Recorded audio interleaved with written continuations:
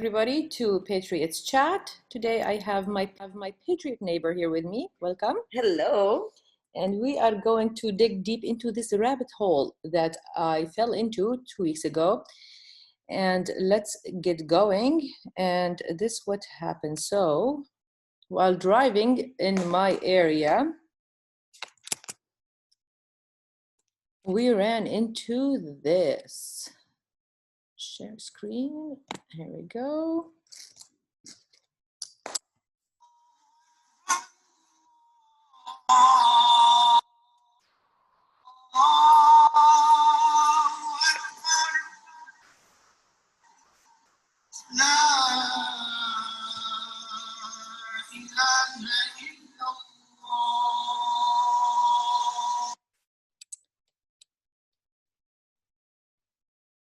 So, Adriana, what do you think of this happening in?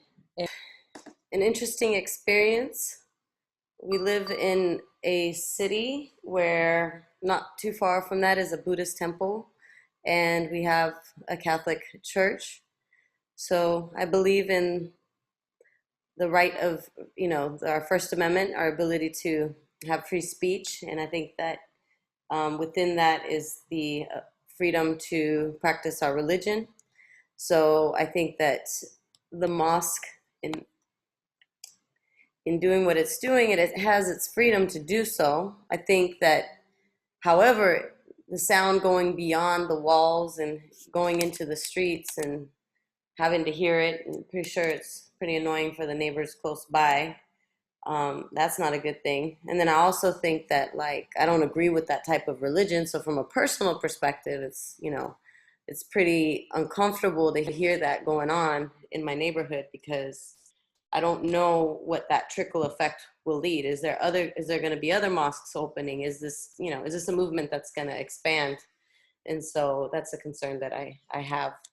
I agree with you. You are actually almost nailed it on the head with that, because what happened is this was not by coincidence. This has been orchestrated. It's been agreed on. It's been in the planning since March of last year. And let me show you also who is responsible for it. Okay, let me expand this. So, exclusive audio. CARE LA Executive Director announces plans to expand and mobilize Muslim community in 80 California mosques. This was published in March 25th of 2019. Executive Director Hussam Al-Ayoush. CARE LA Executive Director Hussam Ayoush announced plans to mobilize the Muslim community. The Council on American Islamic Relations held its 4th annual dinner in Woodlands Hill, California on Saturday night. Hundreds of protesters gathered outside the Hilton Hotel where this year's dinner was held.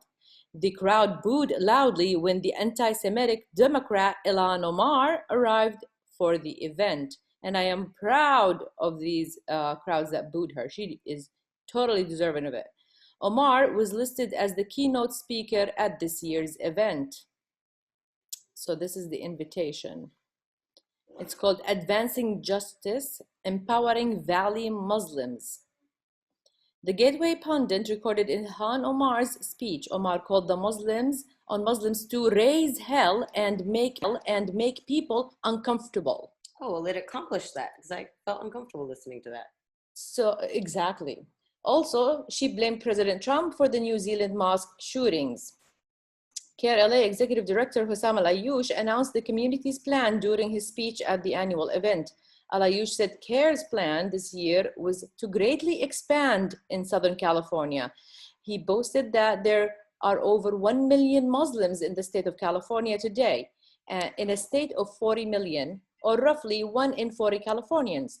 CARE intends to mobilize the Muslim community to ensure it is fully engaged, he added. Quote, he will establish networks of informed and organized Muslim activists and voters. This network we plan on setting up through the traditional model of community organizing. We have 80 mosques in Southern California. We hope to organize 8 to 10 organizations. Imagine the power of that. 80 mosques times 1,000 people at each of these mosques and their families, visiting elected officials, getting people registered to vote, end quote. CARE announced at the dinner their plan to mobilize the mosques in Santa Barbara, Bakersfield, etc., and across the strait. Hussam Al-Ayush told the audience, quote, "We expanded the reach of our organization into San Fernando Valley, and we are planning to extend into Bakersfield, into Santa Barbara, and San Luis Obispo. We just expanded in Fresno," end quote. Those are all the places we don't want to live, right? So now here is the good part with this right here. Miss Ilhan Omar.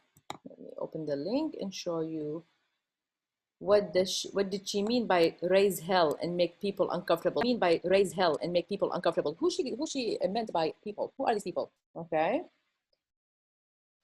But before actually I get into what she said here, let me remind you of something. Let me open a new page. I'm going to show you what Ilhan Omar. I need to stop sharing this one. You just pause. Oh, pause. Okay. And that'll allow you to. Okay. There we go.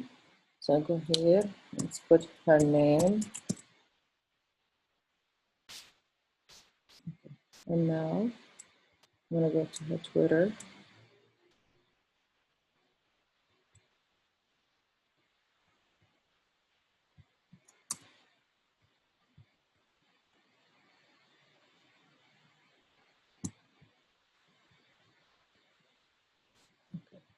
So check this out. She says she describes herself as mom, refugee, intersectional feminists, 2017 top angler of the governor's fishing opener, and congresswoman of the Minnesota 5th District. So let's understand what she's saying here. She's a refugee. Is she a refugee, Adriana? If she's a refugee, would she able to run for a seat in the Congress? She's a refugee. Obviously, she does not consider herself an American citizen. Yeah, she didn't put she's an American citizen. She hates America.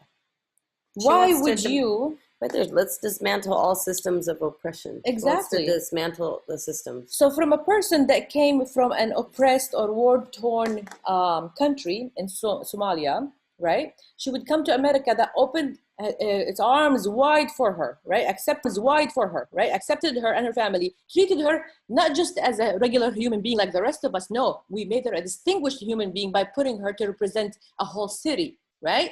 She is in the American Congress.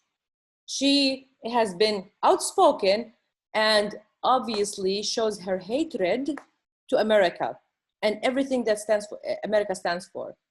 Yet she is, so basically, I'm going to say it straight up, this is unfiltered. So she's shitting on the country that opened its arm for her, right?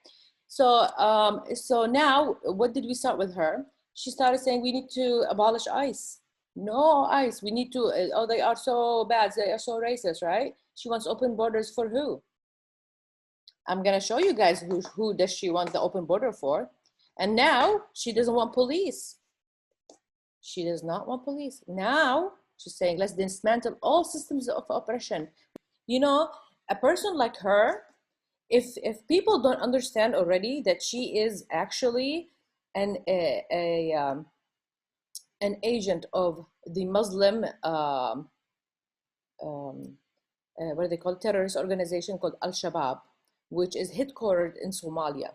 Now, Al-Shabaab is linked to Minnesota mosques because what's happening is these mosques in Minnesota are recruiting the youth, especially the Black youth, okay? They are enticing them with money. They are brainwashing them about jihad. They are actually being radicalized in mosques inside Minnesota, where these mosques actually do the call for prayer out loud. And they are actually sending them to Somalia to be recruited by Al-Shabaab terrorist group. Now, where did I get this information? Go to WikiLeaks. I will leave all the links in the bottom. WikiLeaks, I will leave all the links in the bottom. You will go to WikiLeaks and you can just enter Minnesota mosques and you will get all the emails from any of leaked documents from the Clinton documents or any other leaked information. So there is a problem, and the US is aware of the radicalization of the youth that's happening in Minnesota, where Ms. Ilhan Omar came out from. So let's go back here and let's see what kind of poison she spewed. So Rep. Ilhan Omar, full care speech. She calls on Muslims to raise hell and make people uncomfortable, blames Trump for the New Zealand shooting.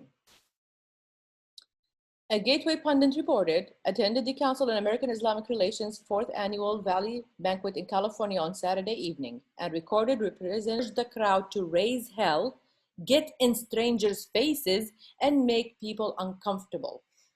Rep. Omar, who has faced backlash over her anti-Semitic remarks, was greeted with massive protests as she arrived at the event.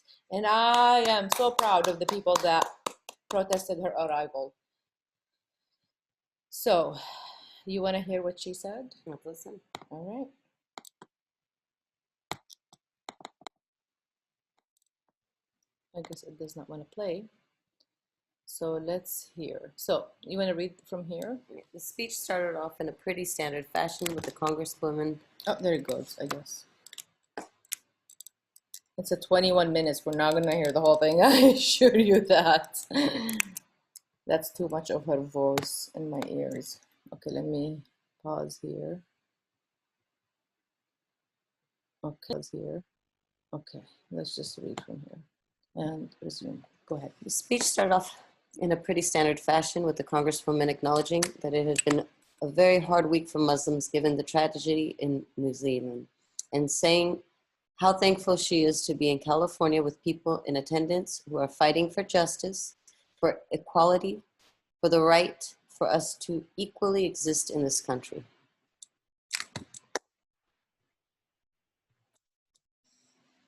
Many people expect our community to feel like it needs to hide every time something happens. But repeatedly, we have shown them that they are not to be bullied. We are not to be threatened. We are not to be terrorized. We are strong and resilient, and we will always show up to be ourselves because we know we have a right to a dignified existence and a dignified life. Representative Omar said to controversial for long, however, as she shifted to a more aggressive position, acknowledging the protesters outside, many of whom were expressing concern about her anti-Semitism. Representative Omar said, quote, "I know many of them drove miles to get here, spent a lot of energy and resources and money to purchase the signs that they have. But I don't think any of them realize that the people like myself and many of the people in this room should care less about what they have to say. Because we know we know who we are and where we belong." Representative Omar turned back to New Zealand, saying many of us know this isn't a one-off incident and that many Muslims were, quote, holding their breath and waiting for something like this to happen. She then blamed Trump for the massacre carried out by an Australian man in New Zealand.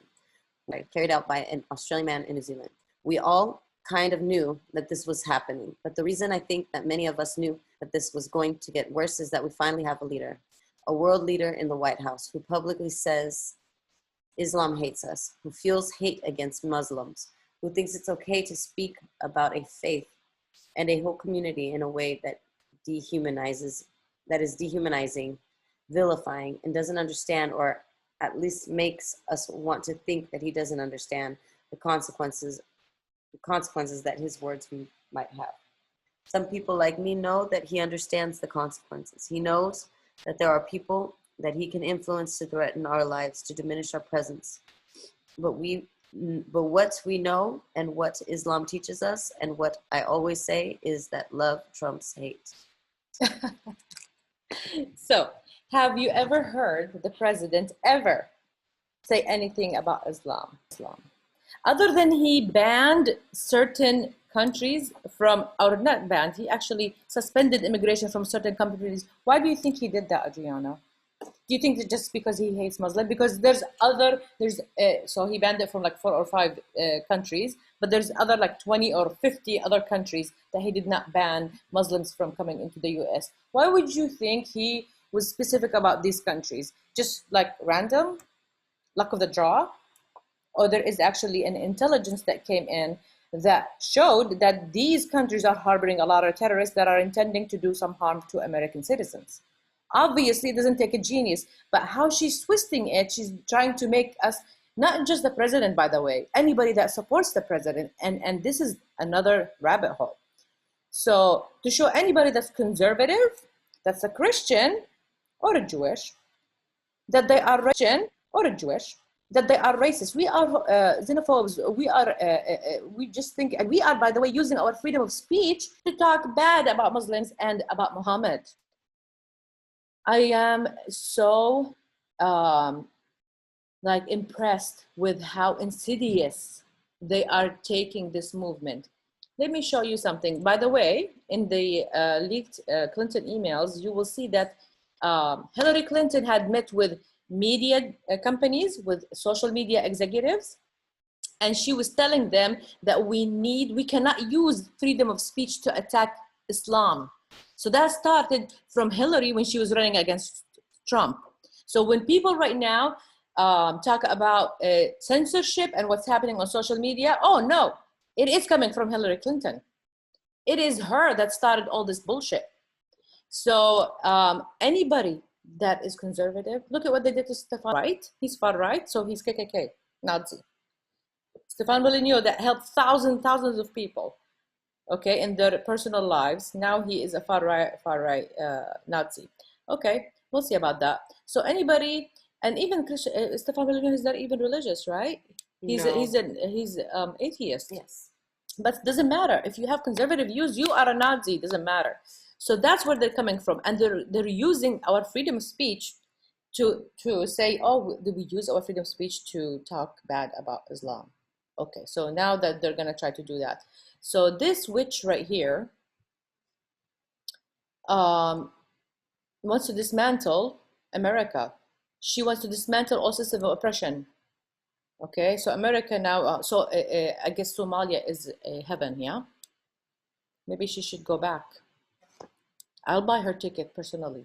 And I'm sure many patriots are willing to do the same. So let me show you what I found about. I'll leave the link for this if you guys want to hear the whole speech. It's like 20 minutes, and I am not willing to poison my ears. But if you guys want to do that, it's on you. Let me go here and get the other part of the story.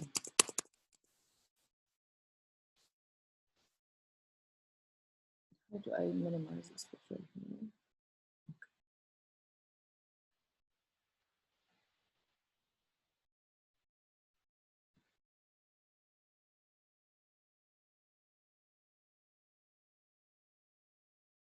Okay, so now am I sharing this page now? Mm-hmm. Okay.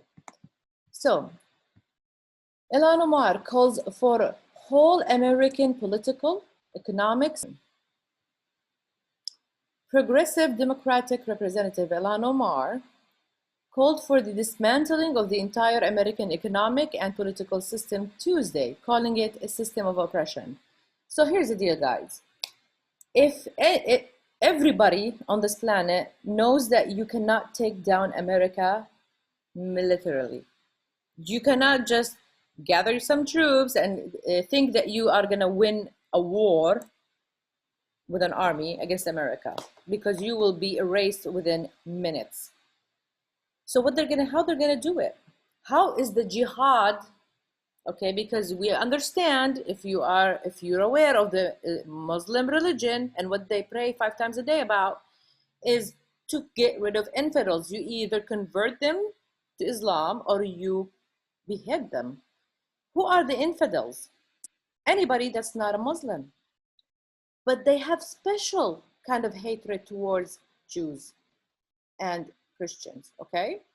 So somebody like her that infiltrates into the government, infiltrates into the country, They infiltrate into our society, into our neighborhoods, and they start recruiting youth and radicalizing them, and her getting into positions of power where she can actually do some damage. Look what happened right now. Where did all these riots start? Okay, they started in Minnesota. Is that surprising to you right now? All the destruction that happened in Minnesota? Who do you think these people that were burning the city down are? So let's put 2 and 2 together here. This, and now she wants to dismantle, she wants to take down ICE, she wants to dismantle the police. If this is not insidious, I see it clearly. Do you see what I see, Adriana, or am I? Well, I just think that, you know, given that she's a refugee coming from a country that she's escaping, and then coming here to the United States and trying to break down the very same system that brought her here, and she's breaking it down so that it becomes a weak system.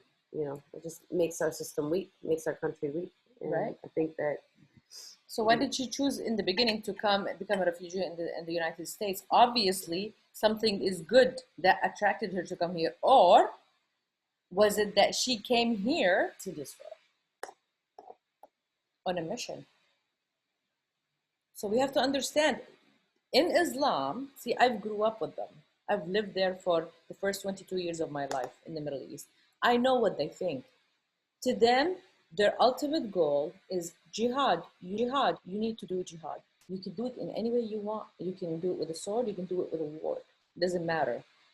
And so this is, let me tell you, I am not the only one that's kind of aware. Some other patriots have contacted me, and before even me digging into the subject, they already called me and they told me, we have a feeling this has to do with Islam. What's happening today with the face masks?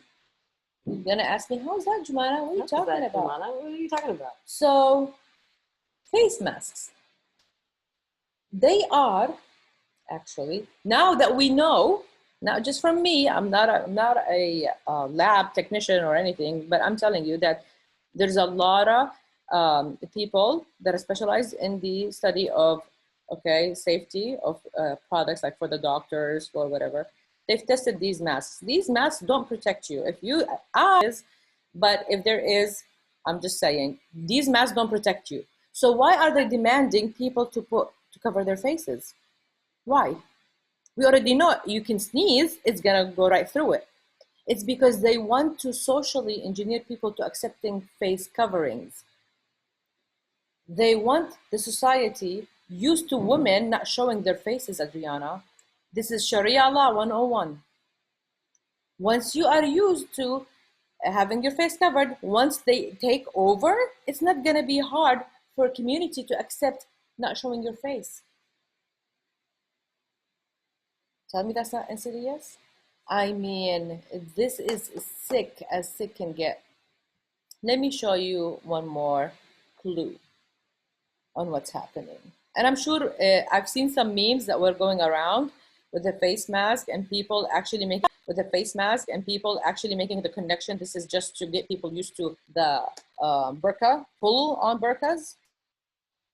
So let me go here and do the share for the more important page. Let me pause it here.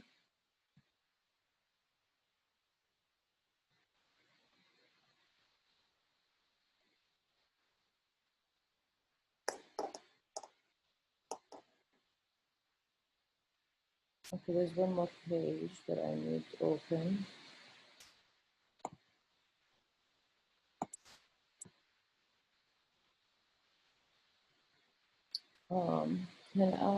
I can't pause this, right? I have to continue.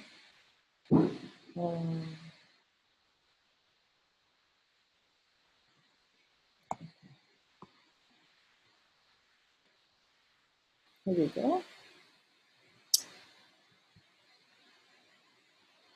All right. So this website is called centerforsecuritypolicy.org. Oops. There we go. The Islamization of Minnesota Media. So I'm going to read, this was published in December 13, 2018, okay? I'm going to read you just a couple of paragraphs from this.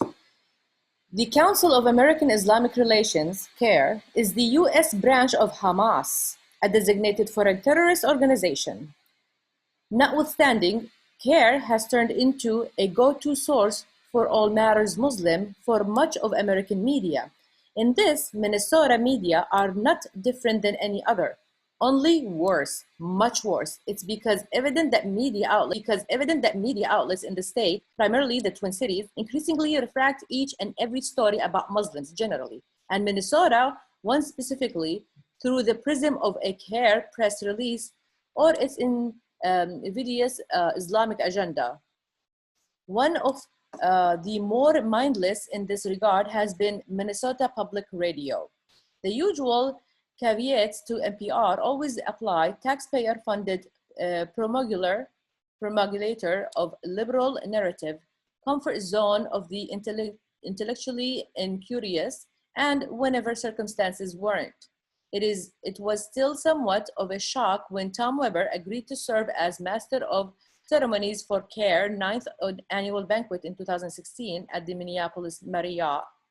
It's accepted that people in media function in a variety of roles outside their primary platform, but in doing so, Weber, an explicitly imprimatur to a group named by the Department of Justice as a undecided co-conspirator in the 2008 Holy Land Foundation Hamas terror funding trial.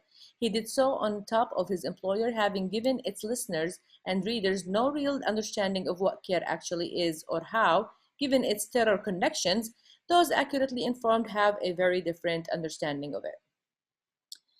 A good summary of CARE's terrorist links and its reputation against critics in the investigative project CARE exposed members of the Minnesota media would well to read that piece, as well as the longer linked report on CARE if they care at all for informed reporting. NPR made a point touting its choice when it hired Mukhair Ibrahim in January 2011.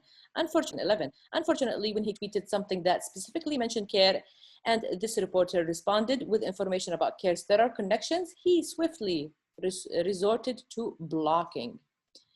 Nothing objectionable to the CARE perspective is ever to be found in NPR's coverage of Islam and Muslims in America, no matter the gravity of the circumstances, including jihad terror attacks.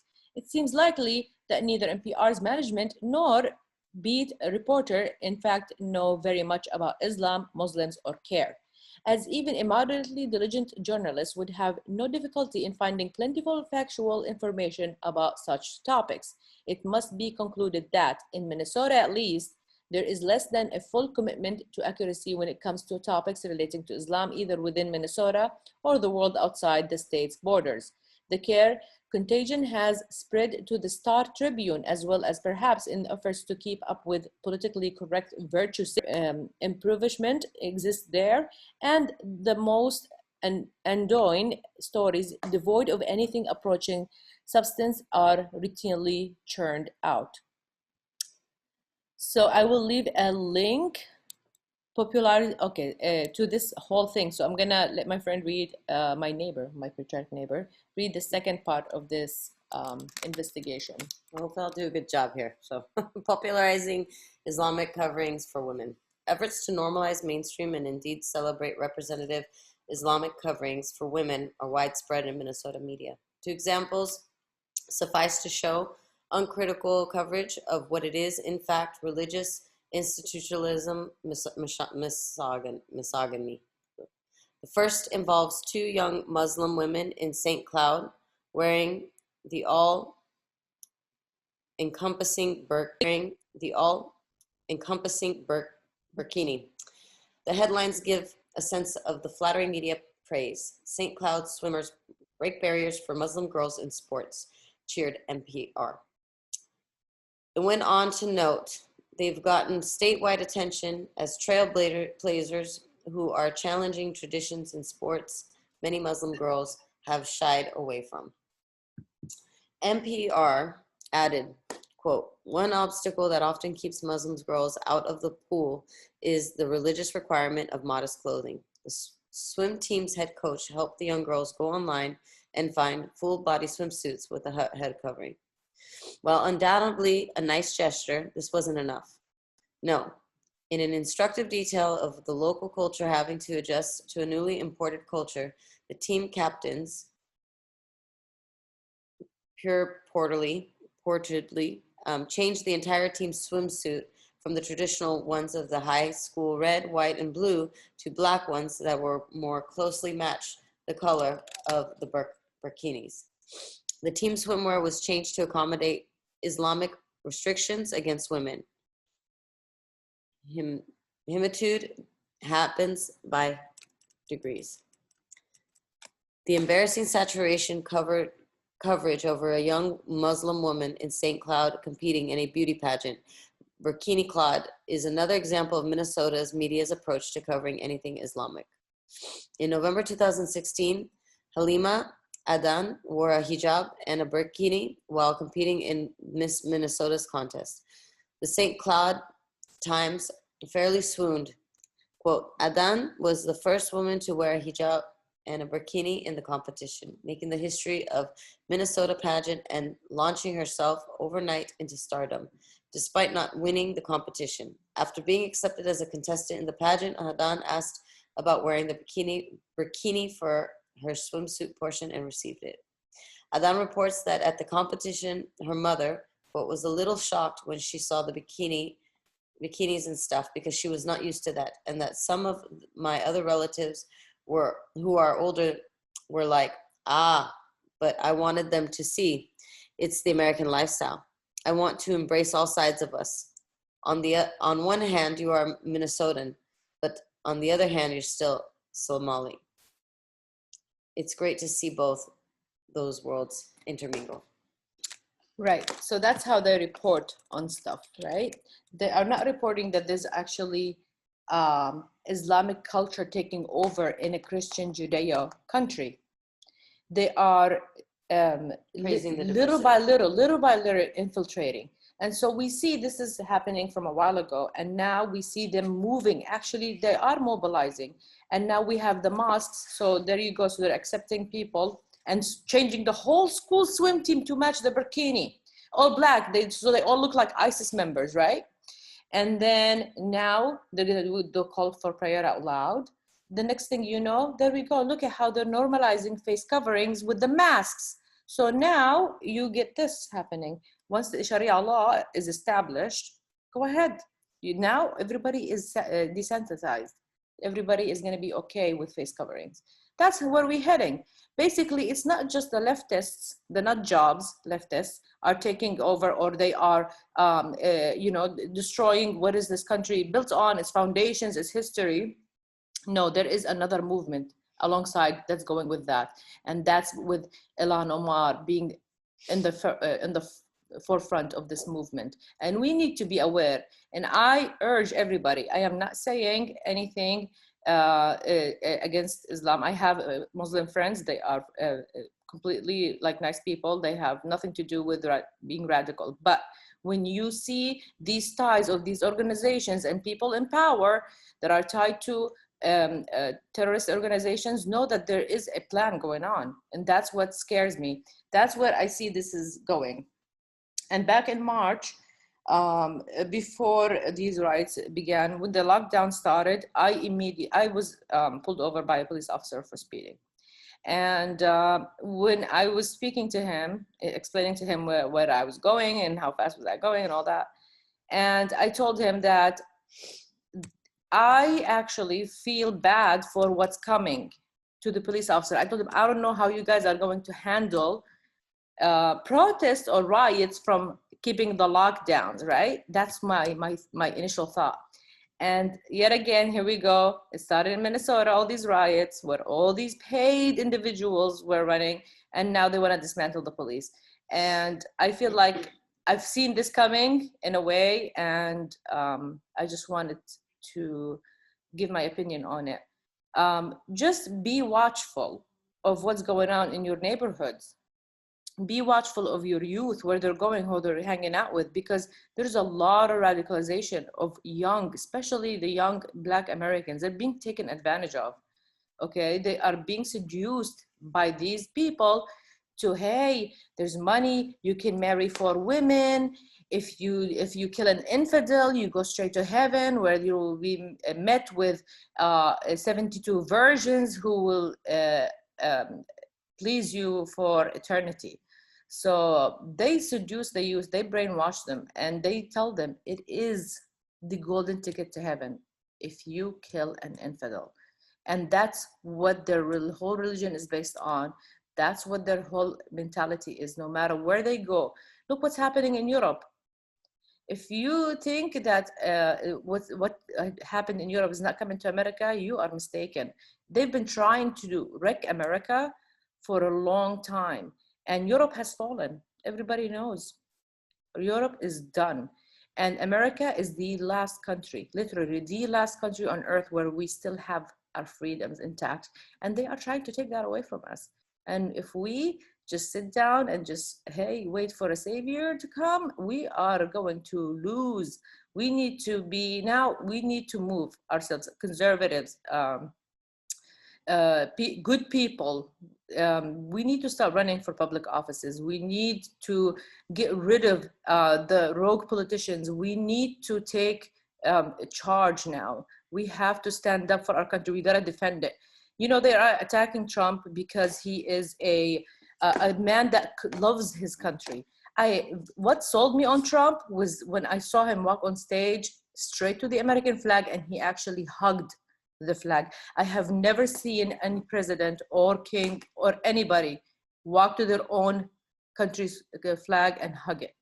That to me showed me that this man loves this country. He wants to do what's best for this country. And that's why the globalists are after him.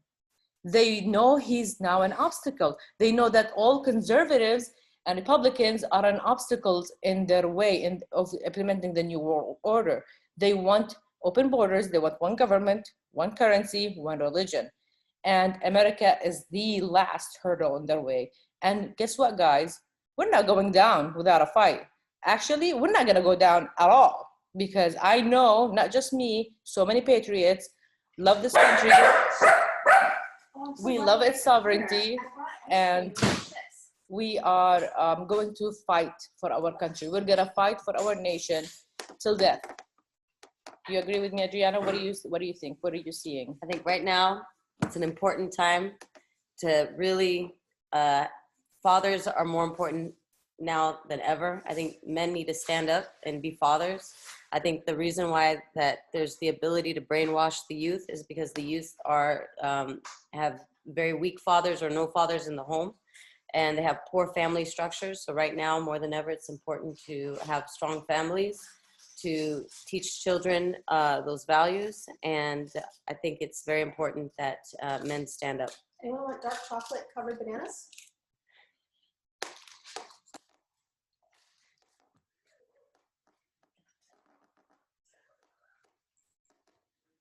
Funny that you said that, Adriana. You know that in the leaked emails on WikiLeaks, there was actually the analysis of the youth that's being radicalized in Minnesota. In the end of the report, whatever you just said was actually stated word by word. I will put that link in the description box. It said that these youth that's being radicalized are, majority of them grew up poor, without a father in the household. Mm-hmm. That's the So biggest you nailed it threat that we have in our country. I mean, we need families to, that's what made United States so strong, is we had family values.